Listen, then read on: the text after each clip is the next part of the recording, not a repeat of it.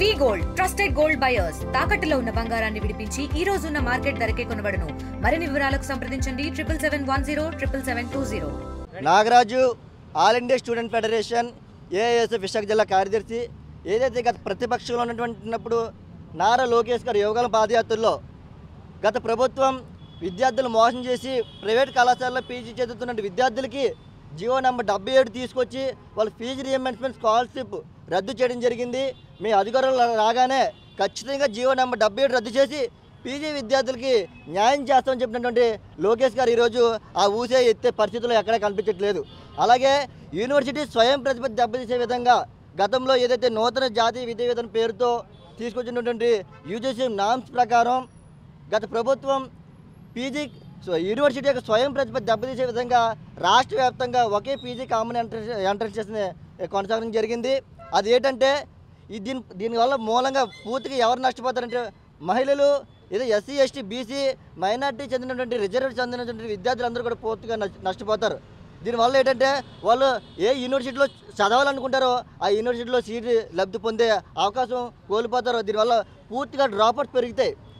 Dropouts పెరగడం వల్ల విద్యార్థులు వాళ్ళ విద్య అభ్యసించే అవకాశం లేకుండా పోతుంది. ఇది పూర్తిగా ప్రైవేట్ కార్పొరేట్ అయినటువంటి యూనివర్సిటీని ప్రోత్సహించడానికి మాత్రమే ఈ కామన్ యూనివర్సిటీ పీజీ సెట్ అనేది నిర్వహించడం అనేది జరుగుతూ ఉంది.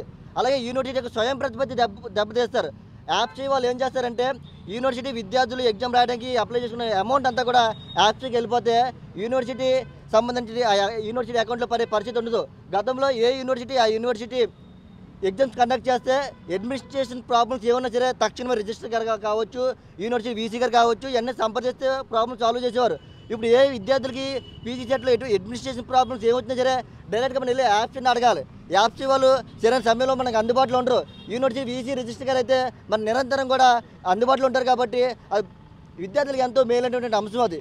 సో ఈ లాస్ట్ టైం కండక్ట్ చేసినటువంటి పీజీ సెట్ వల్ల ఆ అమౌంట్ డైరెక్ట్గా యూనివర్సిటీ అకౌంట్లో పడడం వల్ల ఆ అమౌంట్ యూనివర్సిటీ అభివృద్ధి కృషి చేయడం కూడా అవకాశం ఉండేది. దీనివల్ల ఏంటంటే పూర్తిగా యూనివర్సిటీ భ్రష్టు పట్టించే అవకాశం కనబడుతూ ఉంది. కేవలం బయట ప్రైవేట్ యూనివర్సిటీ ప్రాసెస్లో భాగంగానే ఈ రాష్ట్ర వ్యాప్తంగా కామన్ పీజీ ఎంట్రన్స్ టెస్ట్ అనేది తీసుకురావడం జరిగింది. సో ఏఎస్ఎఫ్గా ఒకటే డిమాండ్ చేస్తున్నాం.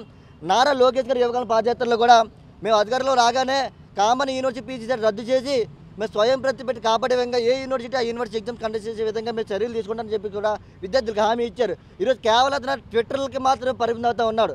ఏ విద్యార్థులు ఎక్కడ ఆందోళన చేసినా ఏ సమస్యను బయట ప్రస్తావించినా సరే ట్విట్టర్లో స్పందించి ఆ సమస్య పరిష్కారం చేస్తామని చెప్పేసి ఎక్కడో కూర్చొని ట్విట్టర్లకే పరిమితం అవుతున్నారు తప్ప ప్రత్యక్షంగా విద్యార్థులకు న్యాయం చేసే విధంగా కూడా ఎక్కడ చర్యలు కనిపించలేదని చెప్పేసి ఈరోజు ఏఎస్ఎఫ్ మేము తెలియపరుస్తూ ఉన్నాం. ఖచ్చితంగా తక్షణమే university common PG entrance test రద్దు చేయాలి. పీజీ కళాశాలలో చెందిన ప్రైవేట్ పీజీ విద్యార్థులకు స్థాపకంగా మన జీవనం 77 రద్దు చేయాలని చెప్పేసి ఏఎస్ఎఫ్ మేము హెచ్చరిక జారీ చేస్తున్నాం. లేని పక్షంలో భారీ ఎత్తున ఆందోళన కార్యక్రమం శ్రీకారం చుడతామని చెప్పేసి ఈరోజు ప్రధానంగా డిమాండ్ చేసి తెలియజేస్తా ఉన్నాం గవర్నమెంట్. మరిన్ని వీడియోస్ కోసం ఛానల్ ని సబ్స్క్రైబ్ చేయండి. లేటెస్ట్ అప్డేట్స్ కోసం వాట్సాప్ ఛానల్ ని ఫాలో అవ్వండి. ఆ లింక్ డిస్క్రిప్షన్ లో ఉంది.